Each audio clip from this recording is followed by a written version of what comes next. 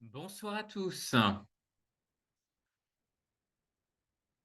Mesdames et messieurs, je voudrais remercier Patricia qui a été l'organisatrice au nom de la Maison de la Francophonie de Bretagne pour avoir facilité la tenue et la préparation en amont de cette conférence. Je suis ravi d'être ici pour vous proposer une restitution de celle-ci qui s'est déroulée au domaine des Moriers à Saint-Malo.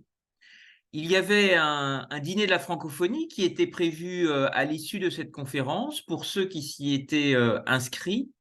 Celle-ci, sous la forme de restitution, va donc durer à peu près 1h15.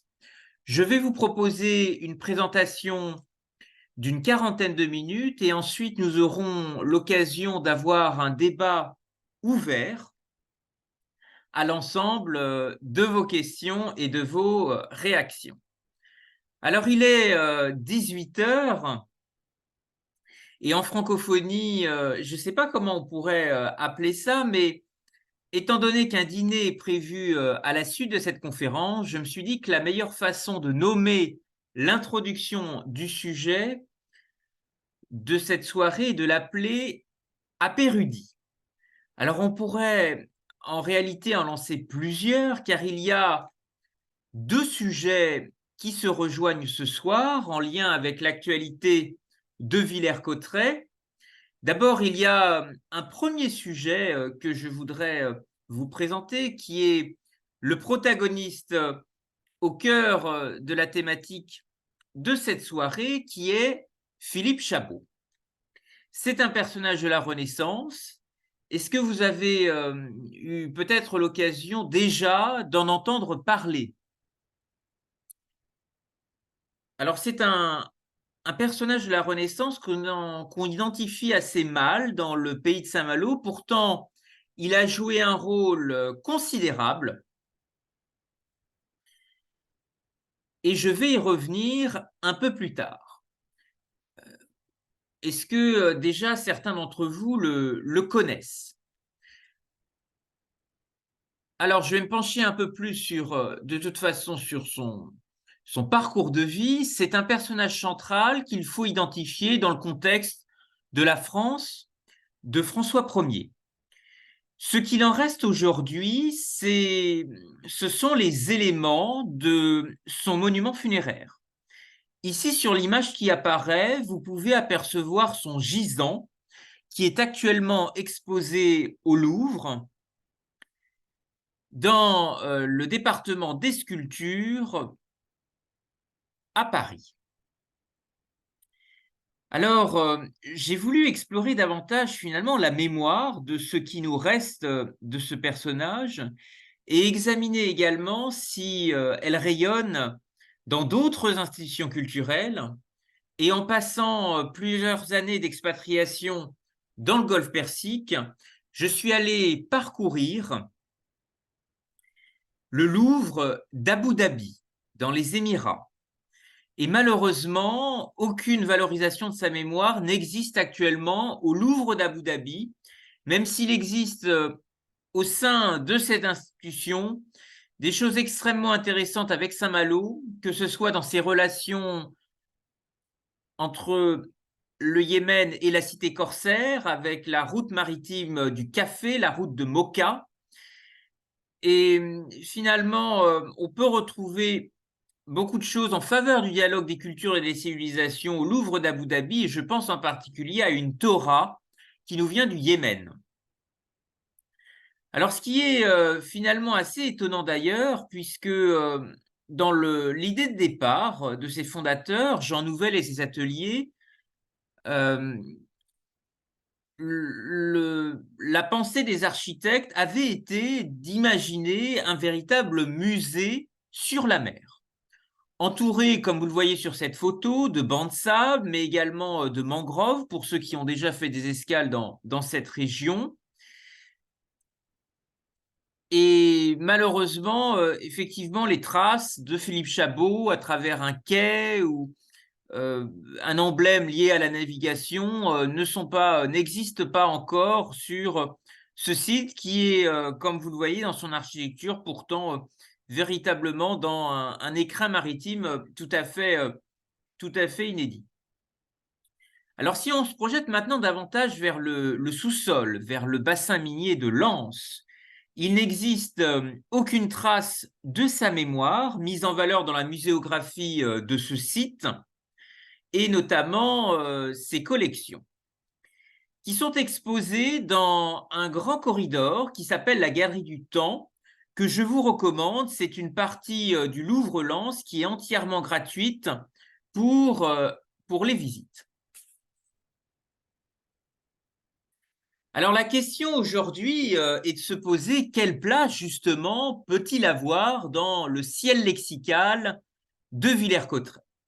Alors j'utilise volontiers cette expression de ciel lexical puisque c'est le terme qui a été choisi pour la muséographie de la Cité internationale de la langue française à Villers-Cotterêts, avec, comme vous pouvez le voir ici en illustration, des mots de la langue française qui ont été accrochés en hauteur. Je ne sais pas si l'image est très nette, mais on peut notamment y voir un certain nombre de mots au cœur de ce décor, les mots justice, communication, dialogue des cultures, écriture et recherche. Alors cet univers tourné vers la langue française et la francophonie offre un parallélisme tout à fait intéressant avec ce personnage majeur de François Ier, qui est Philippe Chabot. Il est originaire du Berry, c'est une région qui retrouve une pleine force dans l'actualité. Je ne sais pas si vous avez entendu les déclarations de la ministre de la Culture, mais c'est la ville de Bourges qui a été choisie pour devenir la future capitale européenne de la culture, la ville de Jacques Coeur, qui est un grand armateur. Et je vais plutôt vous parler finalement de Philippe Chabot, qui lui aussi est originaire de la région Centre. Il est originaire du Berry et il va occuper un rôle majeur à la cour de François Ier. Il va occuper une fonction qui émerge au premier plan dans l'exercice de la souveraineté d'un pouvoir régalien, qui est celle de ministre des choses de la mer. Alors ce poste pourrait correspondre à celui de ministre de la Marine, et nous avons actuellement un secrétaire d'État chargé de la mer. Alors je voudrais véritablement insister sur le sens très précis que ce terme revêt dans le champ de la francophonie, et en particulier qu'il revêt en matière de francophonie juridique. L'expression « chose de la mer » n'est absolument pas un terme qui a été choisi pour renvoyer à quelque chose de vague et d'imprécis dans l'espace. Cette notion de chose est fondamentale au niveau juridique dans notre droit français, qui fait véritablement le lien avec l'ordonnance de Villers-Cotterêts, qui a voulu en fait se substituer à des remèdes de droit, des remèdes coutumiers qu'on utilisait pour régler des conflits, des litiges, des différends, pour pleinement ériger le développement d'un droit écrit, d'un droit qui est codifié.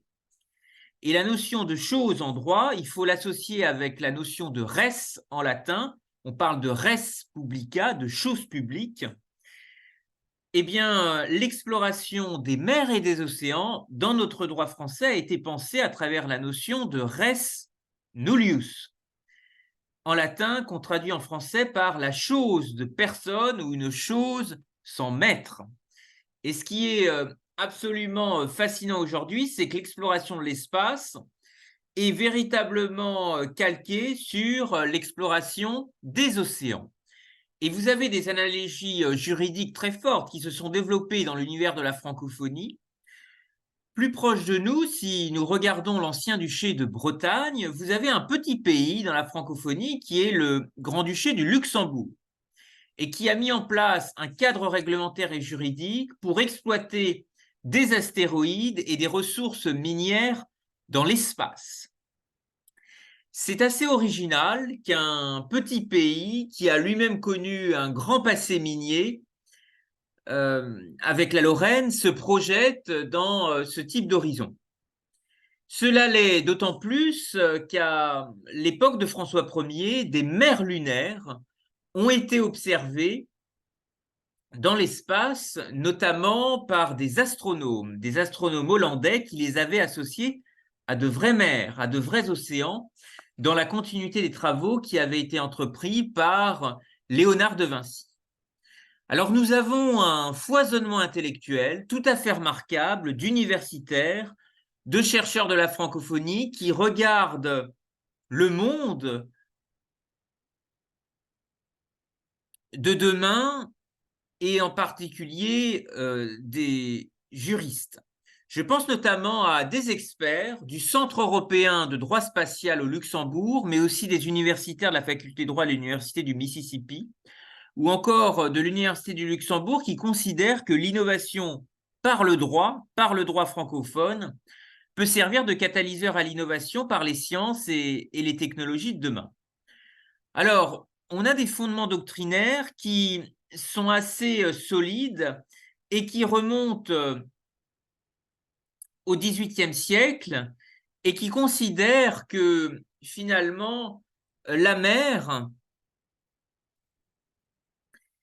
ne fait partie d'aucun territoire et qu'on la situe en dehors de tout territoire. La mer n'est donc pas susceptible d'appropriation. Par contre, vous avez des ressources qui le sont. Les poissons, les coquillages, par exemple. Et pour l'espace, c'est la même chose. Ce sont les ressources qui sont appropriables, mais les corps célestes et les astéroïdes ne le sont pas, comme le prévoit le même raisonnement pour la mer, qui n'est pas susceptible d'appropriation. Alors ce monde est assez complexe et nous fait réfléchir à beaucoup de questions métaphysiques sur notre place et notre représentation dans le monde. J'y ajoute un intérêt local tout particulier pour Saint-Malo et ses grandes marées, puisque vous savez que nous vivons en permanence connectés avec la Lune, en particulier en ce qui concerne le mouvement des marées. Et donc, je vous propose que nous rentrions de plus près sur ce grand personnage qui est Philippe Chabot et le rôle qu'il a joué comme ministre des choses de la mer. Alors, pourquoi est-il si important pour Saint-Malo? C'est un mécène de la Renaissance qui finança les expéditions de Jacques Cartier à la découverte du Canada en 1534. Et à l'occasion du 400e anniversaire de la fondation de la ville de Québec, une plaque commémorative, lieu commun de mémoire consacré à Philippe Chabot de Brion, comte de Buzancais et amiral de France sous le règne de François Ier, a été inaugurée le 22 juin 2008 sur la commune de Buzancais, dans le Berry, qui est une ville-mémoire de l'amitié franco-québécoise, avec une deuxième commune dans ce département qui est Palliot-sur-Indre.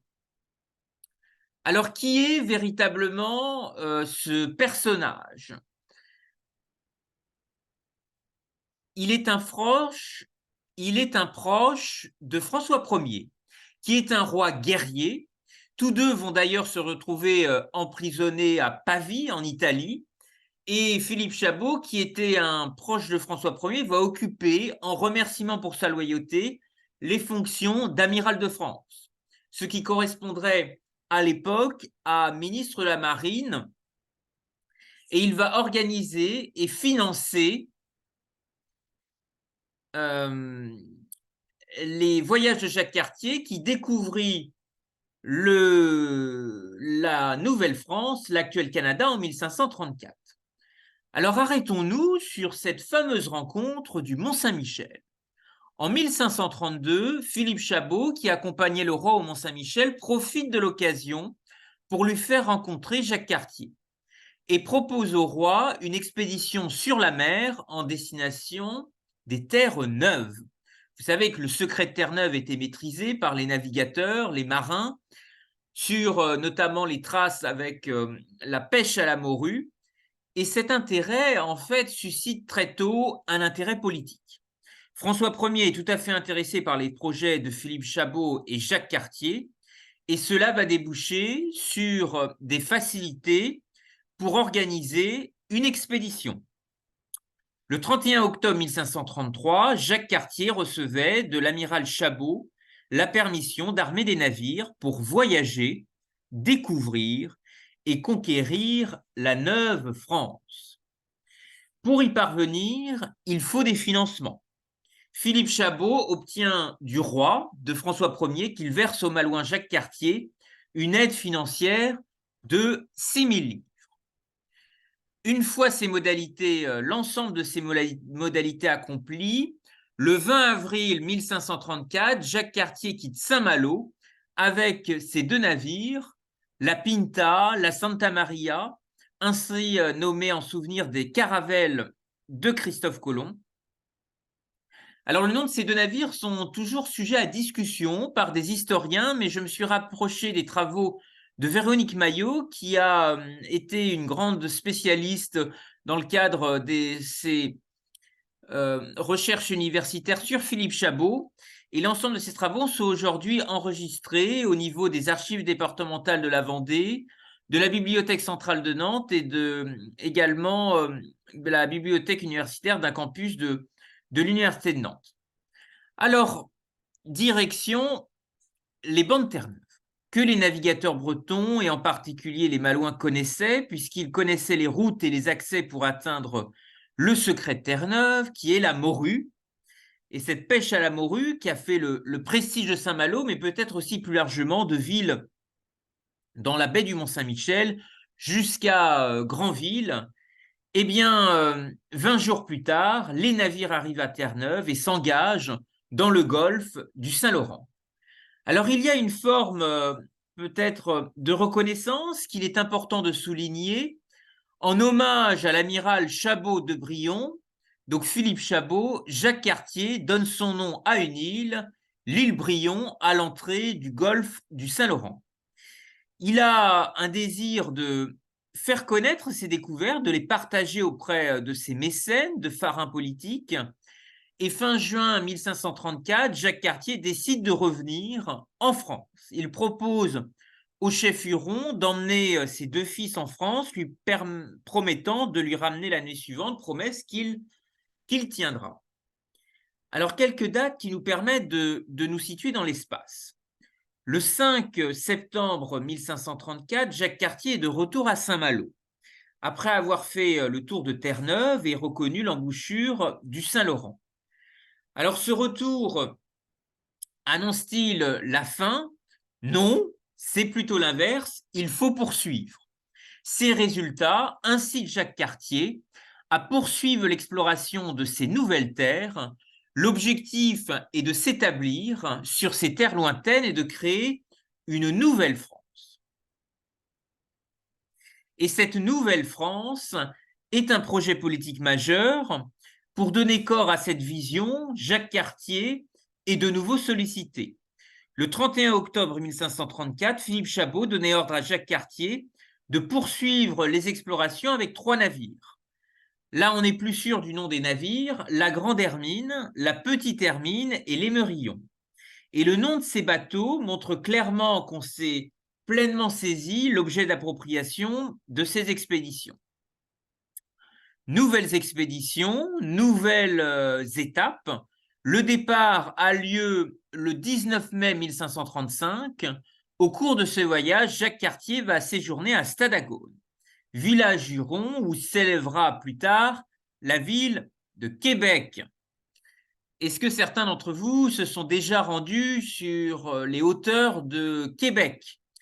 C'est une destination de départ d'une course qui va avoir son importance très particulière l'année prochaine à Saint-Malo, puisque la Transat Saint-Malo-Québec va être renouvelée. Elle avait été interrompue pendant les années Covid et normalement renouvelée tous les 4 ans. Et il y a eu une pause beaucoup plus importante.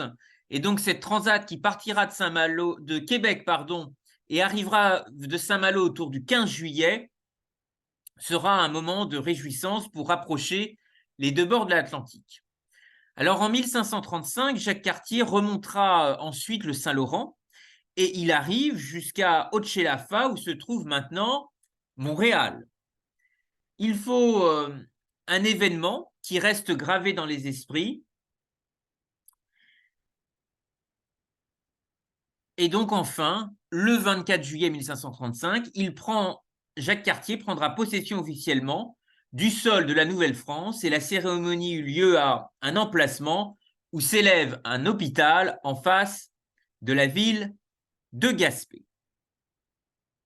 Alors je rappelle qu'il existe un accord de coopération qui a été signé entre le maire de Gaspé et le maire de Saint-Malo sous la forme d'un jumelage. C'était Jacques Huchet, qui était adjoint au maire en charge des affaires internationales européennes et de la francophonie, qui s'était rendu sur place avec le précédent maire le maire de la précédente municipalité. Alors, cette croix de Gaspé a une signification toute particulière pour les habitants du quartier Solidor. Une croix fut plantée indiquant cette prise de possession au Québec, en Gaspésie, et la croix érigée en signe de possession des terres est toujours présente. Cette prise de possession de la Nouvelle-France facilite l'arrivée de Samuel Champlain en 1608 avec les premiers pionniers qui fondèrent la Nouvelle-France et réalisèrent les rêves de Philippe Chabot et François Ier. Alors nous avons à Saint-Malo, bien entendu, cette croix de Gaspé qui apparaît très à droite de l'image au pied de la tour Solidor. Il y a donc deux croix des deux côtés de l'Atlantique, l'une à Saint-Malo et l'autre en Gaspésie, dans la ville de Gaspé. Alors cette croix pourrait aussi penser à d'autres initiatives, entreprises maritimes. Je repense souvent à ce billet de banque qu'on peut croiser dans les Philippines où est représentée la croix de Magellan. Alors, quand on se replonge dans le périple des expéditions de Jacques Cartier, il y a bien entendu le rôle fondamental joué avec les cartes. Cartographier l'espace, cartographier les espaces naturels, les zones humides, les passages de navigation. C'est ce qui a aussi contribué à faire œuvre de francophonie comme marqueur de territoire. Et par son action et son soutien sans faille à Jacques Cartier, Philippe Chabot peut être considéré comme l'un des premiers contributeurs, acteurs des relations franco-québécoises. Alors, il existe aujourd'hui une commission bilatérale des lieux communs de mémoire franco-québécois qui agit un peu à la façon d'un gardien de ce patrimoine, de cette aventure transatlantique de la francophonie. Et le Québec possède ainsi des lieux communs de mémoire franco-québécois par l'intermédiaire de Chabot. Alors, on l'a vu sur la carte, il y a d'abord l'île Brion, donc, qui a été nommée par Jacques Cartier dans le golfe du Saint-Laurent. Vous avez aussi une auberge Brion, pour ceux qui connaissent la province du Nouveau-Brunswick. Donc c'est une province très particulière dans la Confédération canadienne, puisque c'est une province bilingue, avec une législation très particulière. Et donc il y a une auberge Brion à Kegaska. Et puis, pour ceux qui se sont rendus à Québec, où partira la Transat en 2024 pour Saint-Malo, la Transat Québec-Saint-Malo, eh bien, il y a une rue Chabot à Québec. Alors, nous sommes aujourd'hui dans une actualité importante, puisque vous savez que Philippe Chabot est décédé le 1er juin 1543. On lui éleva un magnifique monument funéraire dans l'église des Célestins à Paris, et dont le gisant est aujourd'hui conservé au Louvre, au département des sculptures, si vous souhaitez le visiter. Et donc, le 15 juin 1223 a célébré le 480e anniversaire de sa mort. Et c'est sans doute l'occasion justement de réfléchir en prévision de la Transat Québec-Saint-Malo à une action symbolique, d'où l'esprit de cette conférence ce soir et le repas que nous aurons ensuite. Alors, je voudrais vous dire effectivement que cette cité de, de la internationale de la langue française à Villers-Cotterêts est peut-être bien plus qu'un espace qui regarde le passé, mais aussi un laboratoire de prospective pour le développement du droit écrit, pour l'exploration de nouvelles cartes, de nouvelles compréhensions du monde. Et c'est sans doute ce qui permettra, je pense, à la francophonie de continuer à exercer une influence dans le monde à la confluence de la mer et du spatial. Alors cela peut paraître peut-être un peu fantaisiste, mais c'est un axe de diplomatie futuriste qui pourrait permettre de développer des coopérations spatiales et maritimes avec les Outre-mer français et des États voisins. Alors la précédente conférence avait justement été orientée sur les échanges de Lara Vardière avec South Louis au Brésil et Cancale, et bien entendu que la Guyane et le Brésil sont des territoires partenaires qui pourraient jouer un rôle important dans ce domaine. Il faut y voir aussi les moyens d'expression d'une ambition maritime de cette France des trois océans qui aura aussi besoin du spatial pour exercer sa souveraineté, pour persévérer dans sa biodiversité et puis parier sur de nouvelles technologies pour la recherche et le développement de nos territoires ultramarins. Et donc, c'est un enjeu sur lequel je pense qu'il faut se saisir pour faire rayonner notre savoir, nos capacités d'innovation et de recherche, puisque si nous ne le faisons pas, d'autres le font déjà. Je vais juste citer ici un exemple francophone qui parle par lui-même. Ce sont les ambitions de la Chine en Afrique centrale, dans les forêts du bassin du Congo. Vous avez chaque année la Journée internationale de la Lune qui est célébrée par les Nations Unies le 20 juillet. Et ici, vous avez sur les réseaux sociaux de l'ambassade de Chine à Kinshasa, en République démocratique du Congo, eh bien, ces réseaux sociaux proposent à des réseaux jeunesse d'échanger des photos, d'échanger des vidéos avec des taïkonautes, qui sont des cosmonautes chinois en charge des opérations sur le Palais Céleste, qui est le nom de la station spatiale chinoise. Kinshasa, c'est la plus grande ville francophone de la planète. C'est une ville de 17 millions d'habitants et donc bien plus importante que Paris, qui est la deuxième ville francophone de la planète. Alors pour vous dire que finalement la francophonie dans l'actualité de Villers-Cotterêts soulève beaucoup de réflexions dans la prospective futuriste, que la francophonie des idées devra faire germer entre l'espace et les océans. Et je voudrais, en titre de conclusion, avec un message un peu plus enthousiaste, vous montrer quelques photos de ce qui s'appelle le pupitre des lettres dans la baie du Mont-Saint-Michel, qui est situé au niveau du barrage qui permet d'accéder au mont via une passerelle qu'on appelle le balcon maritime. Et sur ce balcon, vous avez les lettres de 4 alphabets. Latin et grec qui vont de gauche à droite, et puis hébreu et arabe qui vont de droite à gauche. Et donc les caractères se rencontrent. Et si vous avez l'occasion de vous y rendre, je vous invite à y méditer, à repenser bien entendu la rencontre de François Ier, de Philippe Chabot et de Jacques Cartier au Mont-Saint-Michel. C'est véritablement un lieu qui permet de repenser à la nature, mais aussi au temps qui passe. Et cela sera en tous les cas mon mot de conclusion, qui est une formule de Chateaubriand que j'aime beaucoup. Les forêts précèdent les peuples, les déserts les succèdent. Et je vous propose de penser à des forêts d'aventure, de silence, du Nouveau Monde qui a été exploré par Jacques Cartier, et les déserts de sagesse et de conquête de nouveaux espaces qui seront peut-être aux nouvelles générations, à Saint-Malo, ce seront elles qui auront finalement la charge de les imaginer. Je vous remercie à tous pour votre participation et votre écoute. Et nous allons maintenant ouvrir le débat avec vous tous. Merci infiniment.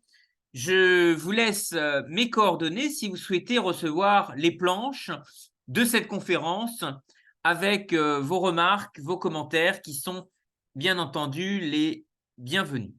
Je vous remercie et je reste à votre écoute désormais pour faire vivre le débat autour de cette conférence et du dîner de la francophonie organisé par la Maison de la francophonie de Bretagne et ses nombreuses initiatives, ses nombreux projets en 2024, à savoir la Transat Québec-Saint-Malo qui arrivera sur les quais de Saint-Malo en juillet 2024.